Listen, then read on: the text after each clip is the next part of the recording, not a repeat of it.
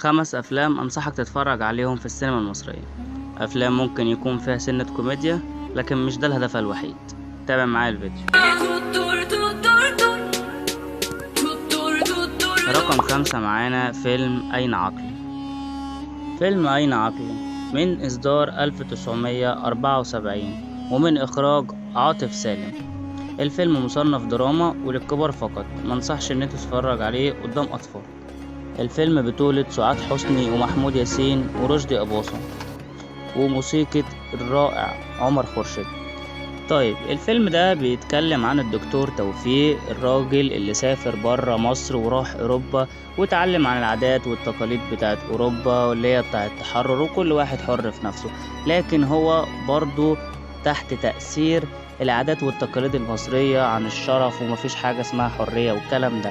ولما بيرجع بيقابل عايدة بدور سعاد حسني وبيتجوزها، وكان بيتكلم معاها عن علاقتها القديمة مع خطيبها وانها فقدت عذريتها معاه.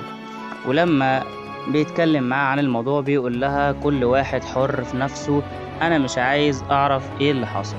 لكن لما بيتأكد انها مش عذراء بتقوم بصدمة من جواه، وفي حالة صراع من جواه داخلي، اللي هو بين انا راجل دكتور ومتحرر ومثقف، وبين العادات والتقاليد ان ما ينفعش واحد يتجوز واحدة مش بنت. ومراته بتلاحظ التغيير اللي هو فيه، وهو بقى بيعمل حركات مش كويسة، زي انه بيحاول يوهمها بالجنون. فهي بتقوم تعرض نفسها على دكتور نفساني، وهو الدكتور زهدي في دور رشدي أباظة. ومن خلال الفلاش باك فعايدة بتحكي للدكتور عن حياتها قبل الجواز بالدكتور توفيق، وعن حبيبها القديم، واللي حدثته برضو عن جوزها. بيقنع الدكتور زهدي بحديث عايدة وبيطلب منها مساعدته. وكان الدكتور توفيق كان بيطلب من السواق بتاعه صابر اللي هو بدور سيد زيان ان هو يبدأ يجيب له بنات صغيرة من اللي بيبيعوا اليانصيب، وهما بيروحوا مع الدكتور توفيق العيادة بتاعته. والدكتور بيبدأ يوصل للسواق ويجيب له البنت اللي كانت معاه اللي هي في دور حياة أنديل، وبتبدأ تحكي عن تصرفات الدكتور توفيق معاها وإيه اللي بيعمله مع البنات في العيادة بتاعته. أول حاجة هو بيجيبها البيت ويحميها، بعد كده بيزعق في وشها ويلومها على فقدان شرفها وفقدان عذريتها. وهنا بيكتشف الدكتور زهدي على العقدة اللي هي عند الدكتور توفيق، اللي هو في صراع داخلي من جوه، اللي هو بين انا متحرر وما ينفعش الوم واحدة عن علاقاتها القديمة، وفي نفس الوقت عن عادات وتقاليد اللي هو متربي عليها، واللي معروفة في مصر كلها ان هي البنت ما ينفعش انها تفقد شرفها. رقم 4 معانا فيلم هارب من الأيام. فيلم هارب من الأيام هو فيلم مصري اتعرض سنة 1965 بطولة فريد شوقي وسميرة أحمد ومحمود المليجي، وقصة ثروت أباظة، وسيناريو وحوار فاي إسماعيل، ومن إخراج حسام الدين مصطفى. بتدور أحداث الفيلم حول طبال فقير اسمه كمال، وده اللي بيقوم بدور فريد شوقي. بيعاملوا أهل القرية معاملة وحشة وبيضحكوا عليه على طول، لكن تعاطف عليه واحدة اسمها درية بدور سميرة أحمد ابنة العمدة صلاح منصور، وبتعامله معاملة كويسة في الوقت اللي الناس كلها بتتريق عليه، وفي نفس الوقت بتحبه في درية. وفي نفس الوقت بيكون في عدد سرقات كبيرة جدا في المكان القرية كلها، من اللي بيشكل الخوف في الناس وهما مش عارفين يمسكوا بالحرامي. بيظهر كمال الطبال وهو منفذه عن الجرائم. بيتزعم كمال عصابة الضفراوي اللي هو بيقوم بدور محمود المليجي، ويبدأ في سلب ونهب أهل البلد وبينتقم منهم بسبب سخريته ومعاملته السيئة ليه. وبيتم القبض عليه على أحد أفراد العصابة، وبتخطف العصابة درية وبتلوم درية كمال على أفعاله في البلد. وبيقوم كمال بمقاومة أفراد العصابة بعد محاولتهم قتل جرية، وبيقوم بتهريب درية وتقتله العصابة في نهاية الفيلم. الفيلم فيه صلاح كبير وصلاح منصور، إحسان العاوي، وداد حمدي، حسين عصر، محمد صبيح، لطفي عبد الحميد، ومحمد شوقي.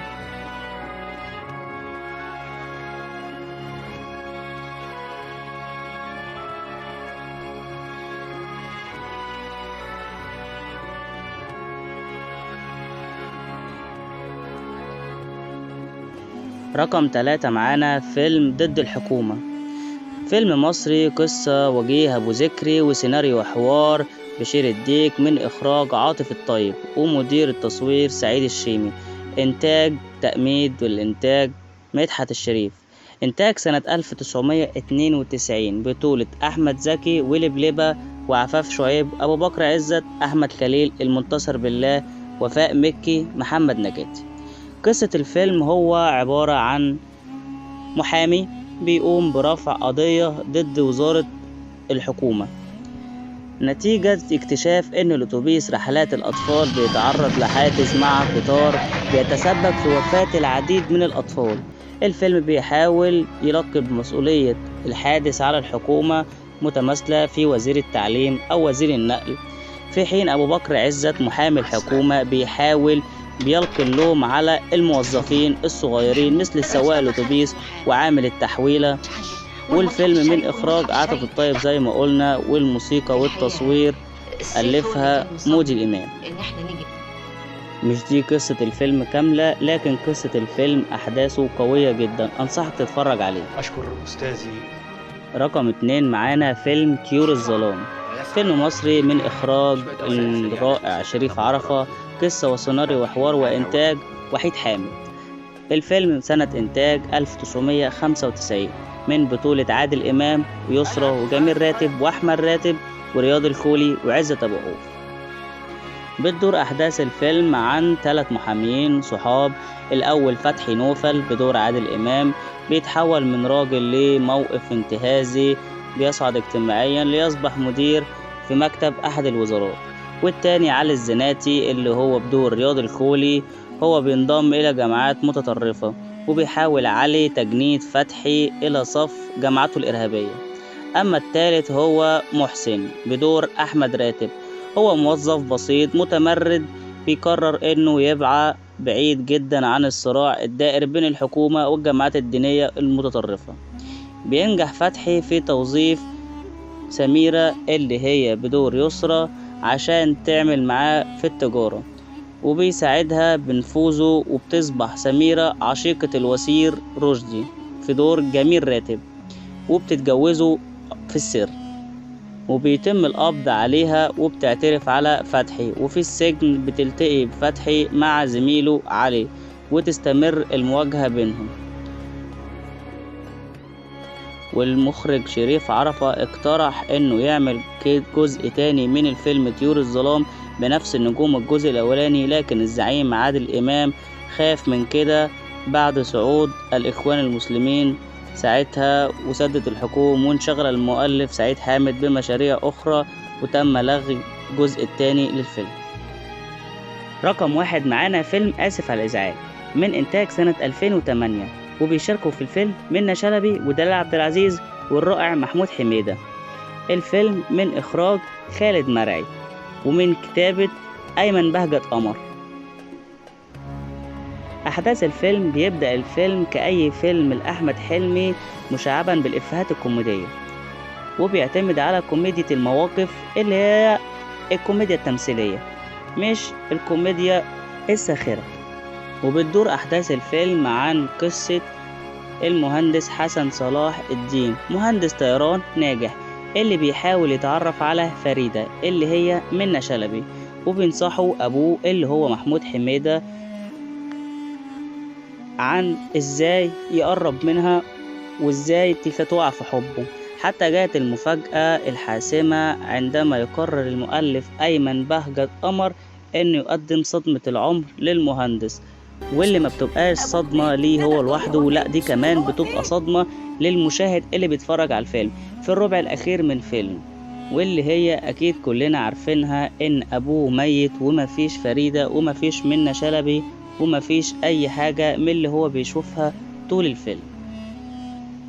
والفيلم ده بيناقش مرض الانفصام، ومن منظور المرضي قال الناقد الفني طارق الشناوي للجزيرة إنها المرة الأولى في تاريخ الدراما اللي بيجامر فيها الممثل بحجم أحمد حلمي بفكرة جريئة زي ديت ومش تقليدية عن السينما المصرية، وفيلم تجريدي بيتحدث عن مأساة في وقت بيراهن الجميع عن الكوميديا لأحمد حلمي. يعني باختصار أحمد حلمي معروف عنه إنه بيعمل أفلام كوميدية، لكن إنه يعمل فيلم زي ده مش تقليدي ومش مألوف على وجه الناس، وبيتكلم عن مرض مشهور وفيه أحداث درامية كتير.